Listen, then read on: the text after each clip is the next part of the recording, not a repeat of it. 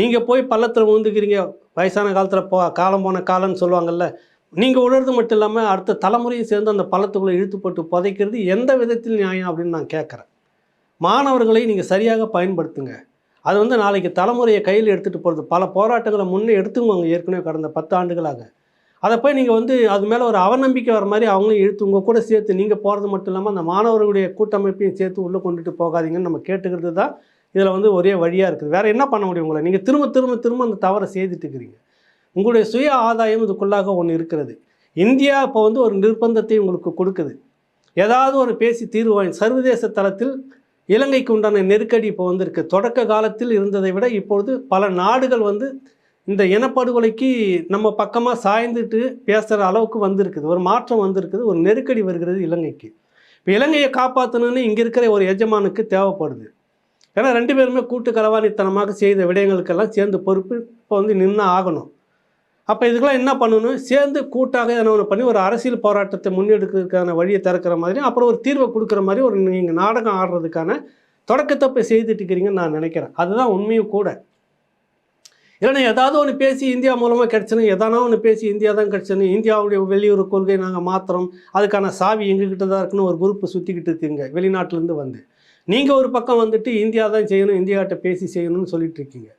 கடந்த வாரம் சிவாஜி அவர்கள் இங்கே வந்திருக்கிறார். சென்னைக்கு வருவார். வழக்கமாக வந்தால் பேசுவார். பேசுறதில்ல என்னன்னு தெரியல. இங்கே சுயாட்சி உரிமைக்காக வேண்டி டெல்லியோட இங்கே தமிழ்நாட்டு தலைவர்கள்லாம் சேர்ந்து ஒரு நிகழ்ச்சி நிரல் ஏற்பாடு பண்ணணும் அப்படின்னு சொல்லிட்டு இதே மாணவர் கூட்டமைப்பு ஒன்று மற்றவங்கக்கிட்ட பேசியிருக்கிறாங்க. அதில் நிறைய நடைமுறை சிக்கல் வருதுன்றப்ப அப்புறம் துவாரகா வருகையை பற்றியும் பேசியிருக்காங்க. இருந்துட்டு டெல்லிக்கு போயிருக்கிறாரு. டெல்லிக்கு போயிட்டு திரும்ப நாட்டுக்கு போயிருக்கிறாரு. அவர் தரப்பு இருந்தால் டிஎன்ஏ விசாரணை இதெல்லாம் பார்த்துக்கலாமே அப்படின்றது. நீங்கள் என்ன பேச வரீங்க? ஒவ்வொருத்தரும் என்ன சொல்ல வரீங்க? ஒரு மாபெரும் விடுதலை போராட்ட இயக்கத்தினுடைய ஒரு தலைமை, அந்த தலைமைத்தினுடைய ஒரு வாரிசு வெளிப்படுகிறது. இவ்வளோ மோசமாக கீழ்த்தரமாக பிச்சு நாளாந்தரமாக பண்ணி போட்டால் நீங்கள் வெளியே கொண்டுட்டு வருவீங்க. அது உண்மையிலேயே துவாரகா தானே அப்படின்னு ஒரு முடிவு எடுத்துக்காமல் அது பிறகு அடுத்த கட்ட அரசியல் எப்படி கொண்டு போகணுன்னு உயர்மட்டத்தில் எவ்வளோ பெரிய தலைவர்கள்லாம் இருக்கிறாங்க, தளபதிகள்லாம் இருக்கிறாங்க. எந்த கட்டமைப்போடு நீங்கள் பேசியிருக்கிறீங்க?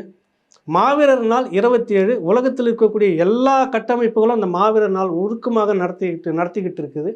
இந்த மாவீரர் நாள் உரை துவாரகா எந்த நாட்டிலாவது எந்த கட்டமைப்பாவது அந்த வெள்ளைத்திரையில் அவங்க நடத்துகிற நிகழ்ச்சி நிரலில் ஒரு அங்கமாக இதை ஏற்றி இருக்கிறார்களா? உள்வாங்கி இருக்கிறாங்களா? யாருமே செய்யலை, எல்லாருமே புறக்கணிச்சிருக்கிறாங்க. ஏன் இந்த அவமானம்? ஏன் அப்படி செய்கிறீங்க நீங்கள்? எந்த கட்டமைப்பு அது டிசிசி உள்பட இன்னும் கனடாவில் இருக்கக்கூடிய பல்வேறு அமைப்புகள் உள்பட எந்த நாட்டில் இருக்கிற எந்த அமைப்புமே எங்கே எல்லா இடத்துலையும் மாவீரர் நாள் நிகழ்வு நடந்தது, உருக்கமாக நடந்தது, மிக பெரும் அளவில் இன்னும் எழுச்சியாக நடந்தது அப்படின்னு நம்ம சொல்லலாம். இன்னும் எழுச்சியாக நடந்ததுன்னு சொல்லலாம். எந்த இடத்துலையாவது துவாரகாவுடைய அந்த மாவீரர் நாள் உரை அந்த இடத்துக்கு அவங்க உள்வாங்கி அங்கே ஸ்க்ரீனில் போட்டாங்களா?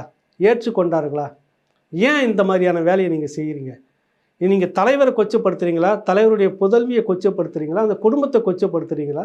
போராளிகளை கொச்சப்படுத்துகிறீங்களா? சொல்லுங்கள். நீங்கள் மாவீரர் நாள் எழுச்சின்றதில் கவனமாக இருப்பாங்களா? துவாரகனுடைய உரை என்பதில் கவனமாக இருப்பாங்களா? ஏன் அந்த 2 விடயத்தை நீங்கள் ஒரே நேரத்தில் கொண்டு இதை செய்கிறீங்க?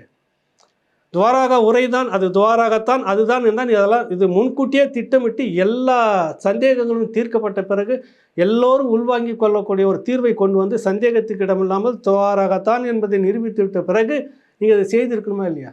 ஸ்க்ரீனில் பேசுகிறீங்க, அடுத்த நிமிஷம் கேட்டிங்கன்னாக்கா பாதுகாப்பு காரணம், அது வெளியில் சொல்ல முடியாது, வெளியில் பேச முடியாது. என்ன அது பேசி என்ன அது அர்த்தம்?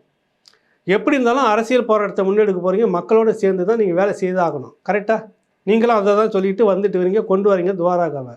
அப்படி இருக்கும்போது பேச வேண்டியதானே? ஊடகங்களுக்கு உட்காந்து பேச வேண்டியதானே? கட்டமைப்புகளோடு உட்காந்து பேச வேண்டியதானே? நீங்கள் ஒரு குழுவாக இருங்க, உங்களுக்கு பின்னாடி ஒரு குழு இருக்குல்ல, எல்லா குழுவோடும் பேசுங்க, எல்லா கட்டமைப்போடும் பேசுங்க. பேசி நீங்கள் வெளியில் வந்திருக்கணும். இது இல்லை நீங்கள் செய்திருக்க வேண்டியது. இப்படி எதுவுமே நடக்கலை. அடுத்தது அங்கே போவோம்.